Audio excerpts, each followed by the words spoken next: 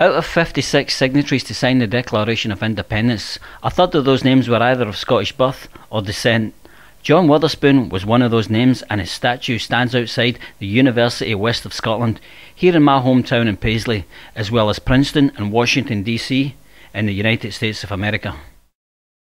Witherspoon was president of the New Jersey College from 1768 to 1794, where he trained many leaders, as well as being one of the active Presbyterian ministers to sign the Declaration of Independence.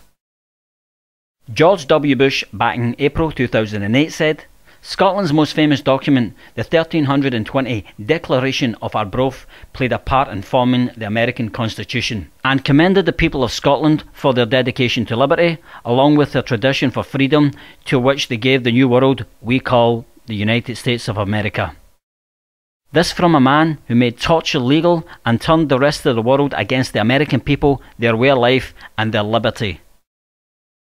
The Declaration of Arbroath was presented to the US Congress back in 1776, a document which states all men are created equal, that they are endowed by their Creator with certain unalienable rights, that among these are life, liberty, and the pursuit of happiness.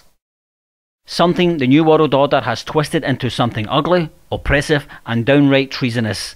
And now under Obama, these liberties and rights may be stripped away from the American people forevermore, where such freedoms as freedom of speech will result in incarceration for criticising the great fascist leader, Obama.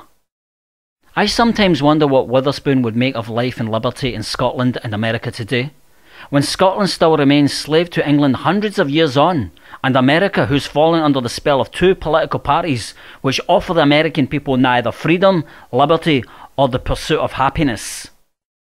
Though Scotland is on the verge of independence if the people look into their hearts and vote yes when the SNP offer them their long-awaited vote, will the American people under Obama face the abyss if they choose to ignore the past for the darkness that is their future under their two-party system, which will offer them nothing more than the abyss itself?